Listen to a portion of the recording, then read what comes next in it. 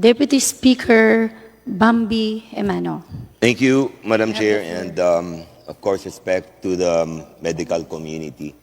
Madam Chair, last year, we asked the good secretary if he will be able to help the House of Representatives, the congressmen, the local government units, if they would be able to formulate a policy where hopefully doctors will be able to accept MAIFIP as PF for the hospitals and its client. May we know if they have crafted or made a policy already, Madam Chair? Yes, Madam Chair, the policy of MyPIP in the implementing rules is we pay 50% of the professional fee. We can pay 50% of the professional fee through the MyPIP funds. Madam Chair, apparently there are some doctors that still do not accept MAIFIP as payment. May we know how we'll be able to ask or compel them, Madam Chair? Some doctors do not want to accept any letter. These are private doctors. For the Department of Health, if you are working in a DOH hospital, I have asked all those given privilege for private practice, that means may professional fee sila, to accept these letters of request. Is there no way that DOH, Madam Chair, will be able to compel public, private hospitals and its doctors to accept MAIFIP, Madam Chair? Madam Chair, I believe we have no legal basis to compel a private doctor to accept a letter as payment of their professional fee. Does this need the law, Madam Chair? The arrangement between a private patient and a private doctor is a private contract between them. I don't think the Department of Health can intervene in the agreement of that payment. May we know the reasons why some private doctors do not accept MAIFIP as payment, Madam Chair? I would not know, Madam Chair. It's a personal preference of the practicing doctor. I beg to disagree, Madam Chair. It would be impossible for DOH not to know the reasons why a private doctor will not accept MAIFIP as payment for their PF, Madam Chair. I have some theories of why they will not accept. Because some of our payments were delayed because of the release of the cash.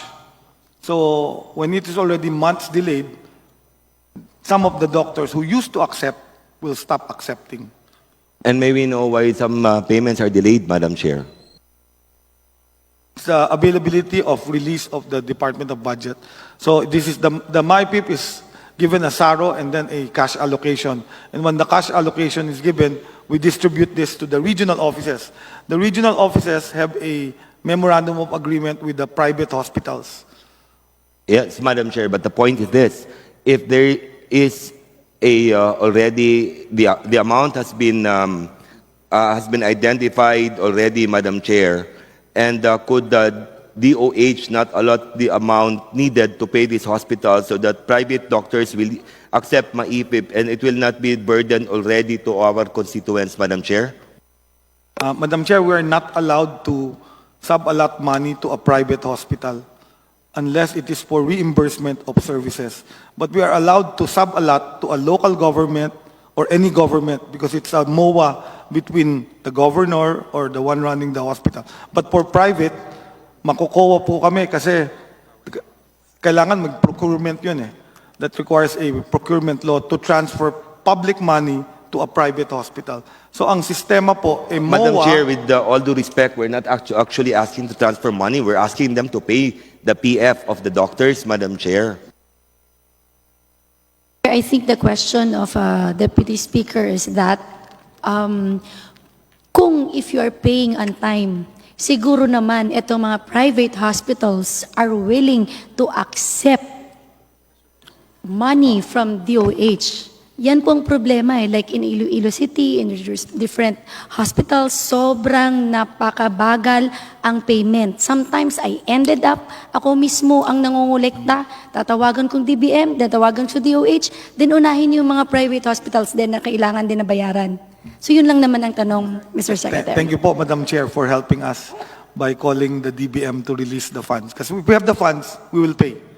Yun ang, Madam Chair. If we have the funds, we will pay. Thank you, Madam Chair. Madam Chair, I think there is a solution, but I just don't think that DOH is doing everything it can and it wants to do so that we'll be able to pay the PF. But I'll